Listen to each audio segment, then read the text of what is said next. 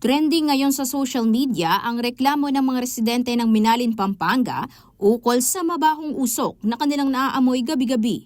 Partikular na dumadaing ang mga naninirahan sa Doma Luis o mga barangay ng Santo Domingo, Santa Maria, Lourdes at San Isidro. Bunsod nito, nagsumite ng report ang mga opisyal ng mga nasabing barangay sa Provincial Environment and Natural Resources Office o PENRO para maimbestigahan ang pinagmumulan ng amoy. Yung masamang simoy ng hangin na naamoy nila, no? Parang amoy ng nagsusunog ng gulong.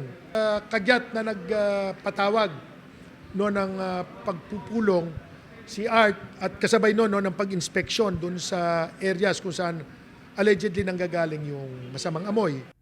Nitong Lunes, January 6, 2025, isang pulong ang ikinasa ng Sangguniang Panlalawigan na dinaluhan naman ng Municipal Environment and Resources Officer o MENRO ng San Simon at Minalin, ilang mga representante ng Environmental Management Bureau o EMB ng Department of Environment and Natural Resources at ang mga naturang barangay captains na nagpasa ng report.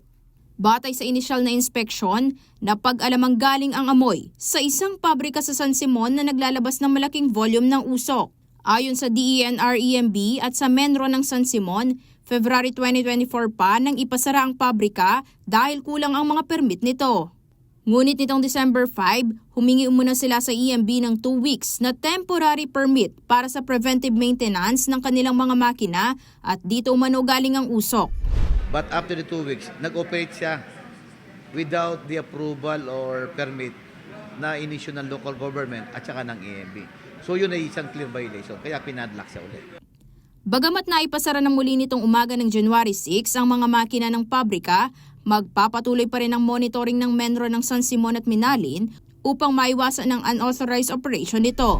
Pag-usapan namin with our PG Enro na magkaroon ng isang monitoring unit na sasalihan din po ng San Simon at ng Minalin. Pero kami, support po ng LGU ng San Simon, magkoconduct po kami ng mga independent monitoring po namin based doon sa kung anong oras po nag-ooperate itong mga ganitong klaseng establishment po.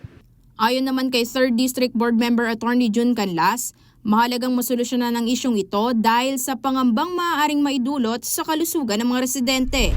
Ikaw ba naman makakalanghap ka ng hangin na merong mga particles siya na galing sa sunog na goma ng mga gulong? Talagang mag-aasma ka, no? It will trigger many mga lung diseases yan. Siniguro naman ni Attorney June Canlas ang agarang aksyon sa pagpapasara ng mga establishmentong mapapatunayang lalabag sa mga environmental laws. Sinisikap namang kunin ng CLTV36 News ang panig ng pabrika ukol sa usapin. Kasama si Ashley Punsalan, Aisel Fernando, CLTV36 News.